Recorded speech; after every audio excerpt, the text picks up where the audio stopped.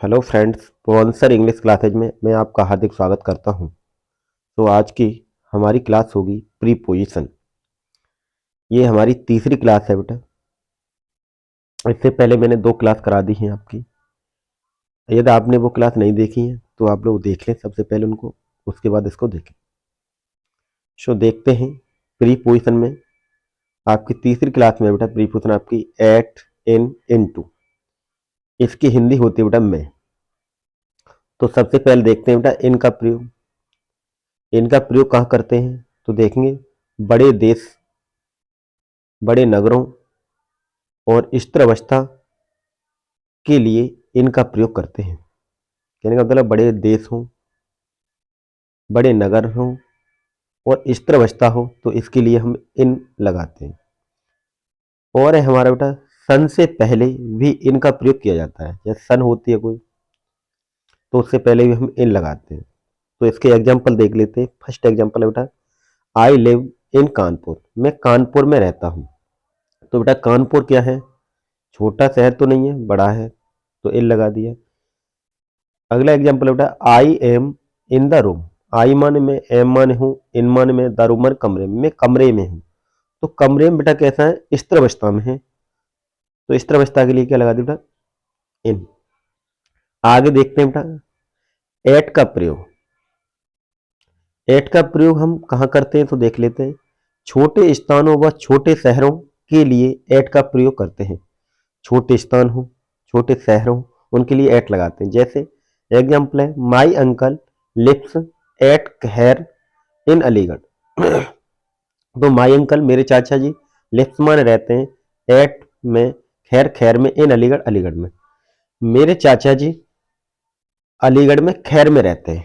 अर्थात देखो बेटा खैर अलीगढ़ से छोटा है तो खैर के लिए बेटा एट आ गया और अलीगढ़ के लिए बेटा इन आ गया।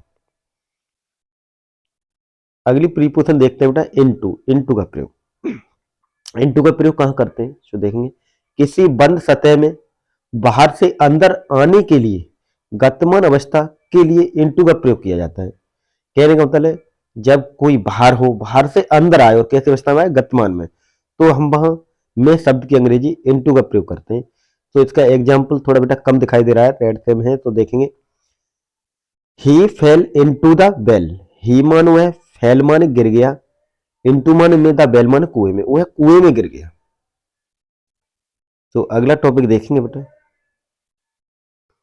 अगला टॉपिक है आपका ऑफ, विद, बाई, फ्रॉम। इसकी हिंदी बेटा से। तो सबसे पहले हम देखेंगे विद का प्रयोग। किसी यंत्र से कार्य करने के लिए और किसी व्यक्ति के साथ जाने के लिए विद का प्रयोग करते हैं। कहने का मतलब किसी यंत्र से कार्य किया जाए या किसी के साथ जाया जाए तो हम वहां पर से शब्द की अंग्रेजी विद लगाते हैं। तो देखें फर्स्ट वाक्य आपका he killed the robbers with a gun. He मान उसने, किल्ड माने मार दिया, द रॉबर्स माने डाकुओं को, विद ए गन एक बंदूक से। तो बेटा बंदूक क्या है, एक यंत्र है, तो इसमें प्रीपोजिशन क्या आएगा बेटा, विद। सेकंड एग्जांपल है बेटा Ramesh goes to school with his brother. Ramesh goes माने जाता है टू स्कूल, स्कूल के लिए, विद हिज ब्रदर अपने भाई के साथ। रमेश अपने भाई के साथ स्कूल जाता है, तो साथ जा रहा है बेटा, तो क्या लगा दिया हमने प्रीपोजिशन विद। अब देख लेते हैं प्रीपोजिशन है अगली बेटा बाई। बाई का प्रयोग, बाई का प्रयोग कब करते हैं तो देखेंगे किसी वाहन से यात्रा करने के लिए और किसी के द्वारा कार्य किए जाने के लिए बाई का प्रयोग करते हैं। कहने का मतलब किसी वाहन से यात्रा कर रहे हैं, किसी के द्वारा कोई कार्य हो रहा हो, तो हम ऐसी स्थिति में बाई लगाते हैं। तो एग्जांपल देखेंगे इसके बेटा। तो पहला एग्जांपल है बेटा इसका she went to Agra by car. She मान है, वेंट मान गई, to Agra Agra, by car car से, वह कार से आगरा गई। तो कार क्या है बेटा, वाहन है, तो वाहन से यात्रा करने के लिए हम क्या लगाते हैं प्रीपोजिशन बाई लगा दिया। आगे Ravan was killed by Ram. Ravan को वाज किल्ड माने मारा गया, बाई राम राम के द्वारा।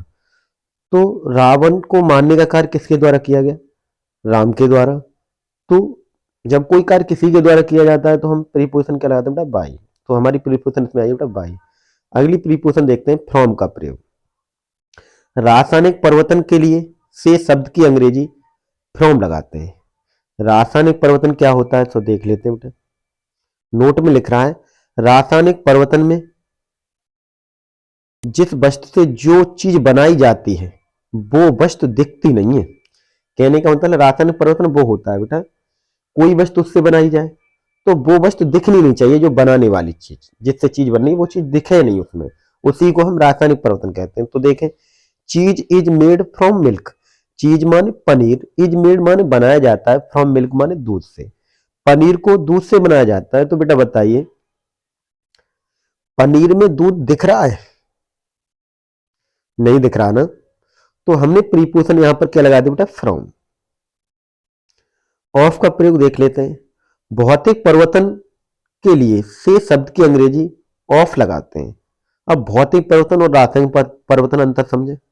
भौतिक परिवर्तन क्या होता है, इसमें जिस वस्तु से जो वस्तु बनाई जाती है उस बनाई हुई वस्तु में वह वस्तु स्पष्ट दिखनी चाहिए। कहने का मतलब है रासायनिक परिवर्तन में जिससे जो वस्तु बनाई जाए वो दिखनी नहीं चाहिए, और भौतिक परिवर्तन में जिससे जो वस्तु बनाई जाए वो दिखनी चाहिए। तो देखो, रिंग पहला एग्जांपल है बेटा, इज मेड ऑफ गोल्ड। देखो, रिंग माने अंगूठी, इज मेड बनी हुई है, ऑफ गोल्ड माने सोने की। तो बेटा सोना अंगूठी में दिख रहा है नहीं दिख रहा? दिखता है ना, क्लियर। तो ये कौन सा परिवर्तन हो गया, भौतिक। तो इसमें हमने प्रीपोजिशन कराया बेटा ऑफ। अब देख लेते हैं ऑफ का प्रयोग कहां और करते हैं। किसी बीमारी से मरने के लिए, किसी बीमारी से कोई व्यक्ति मर जाए तो से शब्द की अंग्रेजी ऑफ का प्रयोग करते हैं। कब करेंगे, जब बीमारी का नाम दिया हो तब करेंगे। तो देखिए, she was died of cancer, she मान हुआ वाज डाइड मर गई, ऑफ कैंसर कैंसर से। तो बेटा कैंसर बीमारी का नाम है, तो हमने क्या लगा दिया, preposition of. So friends, video आपको पसंद आई हो तो इसे ज्यादा से ज्यादा लाइक और सब्सक्राइब करें, ताकि इसी की आगे आने वाली वीडियो आपके पास समय पर पहुंच जाए। Thank for watching.